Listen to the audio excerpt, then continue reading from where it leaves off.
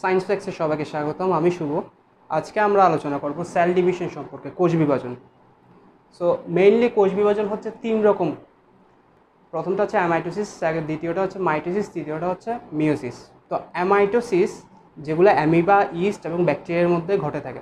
মূলত প্রক্রিয়াটা হচ্ছে যে নিউক্লিয়াস এবং সাইটোপ্লাজম, কোষের নিউক্লিয়াস এবং সাইটোপ্লাজম কোনো মধ্যবর্তী জটিল প্রক্রিয়া ছাড়াই খুব সহজে বিভাজিত হয়ে যাবে। এটাই হচ্ছে অ্যামাইটোসিসের মেইন বৈশিষ্ট্য।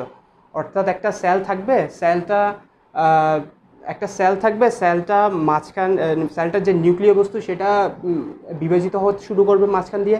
এরপর সেলটার সাইটোপ্লাজম আস্তে আস্তে সব দিক থেকে বিভক্ত হয়ে দুইটা আলাদা অপত্য কোষে পরিণত হবে। অর্থাৎ এদের মাঝখানে কোনো আলাদা এই যে নিউক্লিয়ার বিভাজন, এরপর সাইটোপ্লাজমের বিভাজন, এটাকে যে আলাদা একটা পর্যায়ে আমি বিভক্ত করব এরকম কোনো পর্যায়ে থাকে না, সাধারণত অ্যামাইটোসিসে থাকে না। অর্থাৎ কোনো জটিল প্রক্রিয়া ছাড়া সরাসরি বিভাজিত হয়ে যায়, অর্থাৎ সরাসরি বিভাজন।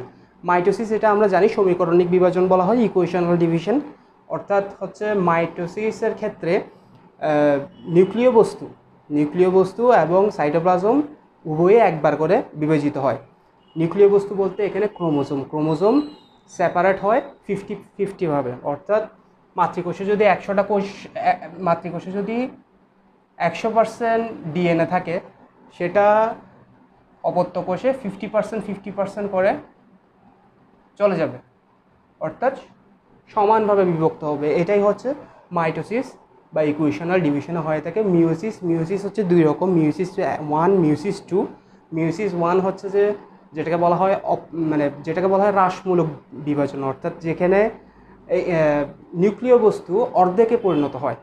অর্থাৎ মাতৃকোষে যদি 50% থাকে, এখন ধরলাম মাতৃকোষে আছে 50%, সেটা সন্তানে যাবে কত 25% হয়, অর্থাৎ 25%, অর্থাৎ অর্ধেকে চলে আসবে। এটাই হচ্ছে মিওসিসের বৈশিষ্ট্য। আর এটা হচ্ছে মিওসিস 1-এর বৈশিষ্ট্য। মেনলি মিওসিস 2 হচ্ছে এক ধরনের মাইটোসিস কোষ বিভাজন। তো এগুলো সম্পর্কে বিস্তারিত আমরা যখন মাইটোসিস এবং মিওসিস পর্বে যাব তখন ভালোভাবে বুঝবো। সো এখন আজকে আমাদের মেইন টপিক হচ্ছে ইন্টারফেসটা কী, কারণ আমাদের বইয়ে ইন্টারফেসকে আগে গুরুত্ব দেওয়া হয়েছে, এরপর হচ্ছে যে মাইটোসিস এবং মিওসিসের গুরুত্ব। সো ইন্টারফেসটা কি? ইন্টারফেস হচ্ছে বিরতি পর্যায়ে বলা হয়, অর্থাৎ দুইটা মাইটোসিস কোষ বিভাজনের মধ্যবর্তী যে বিরতি পর্যায় সেটাকে বলা হয় ইন্টারফেস। এটা খুবই ইম্পর্টেন্ট, কারণ ইন্টারফেস পর্যায়ের মধ্যেই সমস্ত ডিএনএর অ্যাপ্লিকেশন ঘটে, সমস্ত প্রোটিনগুলো নতুন করে তৈরি হয়, বাইন্ডিং প্রোটিন যাদেরকে বলা হয় সেগুলো নতুন করে তৈরি হয়, এবং অন্যান্য আনুষঙ্গিক যে কাজগুলো আছে সেগুলো ঘটে থাকে। সো ইন্টারফেস হচ্ছে দুইটা মাইটোসিসের মাঝখানের পর্যায়।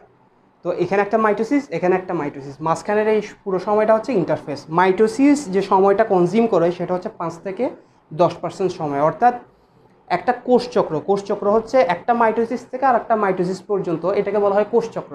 তো সম্পূর্ণ কোষচক্র যদি 100% হয়, তার মধ্যে 5 থেকে 10% টাইম কনজিউম করবে মাইটোসিস কোষ বিভাজন। এর পরবর্তীতে ইন্টারফেস হচ্ছে 90 থেকে 95% সময় সে কনজিউম করবে ইন্টারফেস। অর্থাৎ এই পর্যায়টা, এই সময়কাল পর্যন্ত কোষটা চুপ করে বসে থাকবে, কিন্তু ভিতরে অনেক ধরনের প্রক্রিয়া ঘটে, যেটাকে ইন্টারফেসের আমরা 3টা ধাপ আছে, অর্থাৎ ভিতরে অনেক ধরনের প্রক্রিয়া ঘটে যেটাকে 3টা পর্যায়ে বিভক্ত করা হয়েছে। সো মেইনলি বাইরে থেকে যদি আমরা দেখি, অনেকগুলো কোষকে যদি আমরা বাইরে থেকে পর্যালোচনা করি, তাহলে দেখতে পারবো বেশিরভাগ কোষ ইন্টারফেস অবস্থায় থাকে, কারণ ইন্টারফেসের টাইম লিমিট বেশি, 90 থেকে 95%। বেশিরভাগ কোষ দেখা যায় যে শান্ত অবস্থায় বসে আছে, কিন্তু আসলে এরা শান্ত অবস্থায় বসে নাই। এদের মধ্যে 3টা জিনিস তখন চলমান অবস্থা থাকে, G1 ধাপ, S ধাপ, G2 ধাপ। তো এগুলো কি জিনিস? এগুলো হচ্ছে যে ইন্টারফেসের ধাপ। এগুলো পরবর্তী ক্লাসে আমরা এগুলো সম্পর্কে বিস্তারিত আলোচনা করব। তাহলে মাইটোসিস হচ্ছে 5 থেকে 10% টাইম কনজিউম করবে, এটা মুখস্থ রাখতে হবে কারণ নৈর্ব্যক্তিকের জন্য খুবই ইম্পর্টেন্ট। এরপর হচ্ছে ইন্টারফেস হচ্ছে 90 থেকে 95%।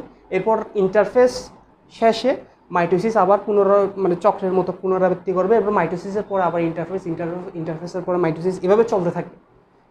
এই পুরো জিনিসটাকে বলা হয় কি? কোষচক্র। মাইটোসিস থেকে মাইটোসিস পর্যন্ত ইন্টারফেস সহ এই পুরো জিনিসটাকে বলা হয় কোষচক্র। তো কোষচক্র চলতেই থাকবে। তো এরপর হচ্ছে আমাদেরকে যে দুইটা জিনিস সম্পর্কে জানতে হবে, সেটা হচ্ছে যে ইন্টারফেসের উদ্দীপক কারা, কারণ পরীক্ষার জন্য এগুলো খুবই ইম্পর্টেন্ট। ইন্টারফেসের দুই ধরনের উদ্দীপক আছে, এটা একদম 100% মুখস্থ রাখতে হবে। একটা হচ্ছে যে অভ্যন্তরীণ উদ্দীপক, উদ্দীপক মানে এখানে সংক্ষেপে লিখছি অভ্যন্তরীণ উদ্দীপক। এটার নাম কি? সাইক্লিন সিডিকে যৌগ, অর্থাৎ সাইক্লিন যৌগ। এটা এক ধরনের সাইক্লিন যৌগ। সাইক্লিন যৌগ তো আমরা জানি এটা কি, অর্থাৎ চক্রাকার যৌগ আর কি। তো সাইক্লিন সিডিকে যৌগ এটা হচ্ছে অভ্যন্তরীণ উদ্দীপক, আর বাহিক উদ্দীপক হচ্ছে গ্রোথ ফ্যাক্টরস। গ্রোথ ফ্যাক্টরস, তো গ্রোথ ফ্যাক্টরস কোত্থেকে উৎপন্ন হয়? সেটা হচ্ছে অণুচক্রিকা থেকে উৎপন্ন হয়। এটা আমাদেরকে সবসময় মুখস্থ রাখতে হবে। এরপর হচ্ছে প্লাজমা মেমব্রেনের সাথে গ্রোথ ফ্যাক্টরসরা সংযুক্ত হয়ে কোষচক্রের শুরু করে। অর্থাৎ এই যে কোষচক্র, এটা বাহ্যিক উদ্দীপক হচ্ছে গ্রোথ ফ্যাক্টরস। গ্রোথ ফ্যাক্টরসগুলো কার সাথে সংযুক্ত হয়? কোষের প্লাজমা মেমব্রেন, অর্থাৎ কোষের যে পর্দা সেটার বাইরে যে মানে রিসেপ্টরস আছে, সেই রিসেপ্টরগুলোর সাথে গ্রোথ ফ্যাক্টরটা সংযুক্ত হয়। তখন কোষ বুঝতে পারে যে কি, তার কোষচক্র শুরু করার সময় চলে আসছে, সে কোষচক্র শুরু করে দেয়। অর্থাৎ এই যে ধাপগুলো সে আস্তে আস্তে শুরু করে দেয়। তাহলে গ্রোথ ফ্যাক্টর সংযুক্ত হবে প্লাজমা মেমব্রেনের রিসেপ্টরের সাথে। আর রিসেপ্টর জিনিসটা কি, এটা আমরা দেখছিলাম যে মানে HIV ভাইরাসের যে জীবনচক্র, সেখানে আমরা রিসেপ্টর সম্পর্কে পড়ছিলাম। CD4 আমাদের প্লাজমা মেমব্রেনের রিসেপ্টর, CD4 এর সাথে ভাইরাস সংযুক্ত হয়, সেখানে আমরা রিসেপ্টর সম্পর্কে পড়ছিলাম। তো এই রিসেপ্টরগুলো দেখতে এরকম, এগুলোর সাথে গ্রোথ ফ্যাক্টর সংযুক্ত হওয়ার পর বাহ্যিক উদ্দীপনা পায় যে তাকে কোষচক্র শুরু করতে হবে। তো এই গেল ইন্টারফেস সম্পর্কে বেসিক। পরবর্তী ক্লাসে আমরা দেখব যে ইন্টারফেসের মধ্যে কীভাবে ডিএনএ কপি হয়, কীভাবে প্রোটিন কপি হয়, অর্থাৎ এই ধাপগুলো সম্পর্কে আমরা বিস্তারিত পড়ব, G1, S এবং G2। আজকে এতটুকুই, ধন্যবাদ সবাইকে।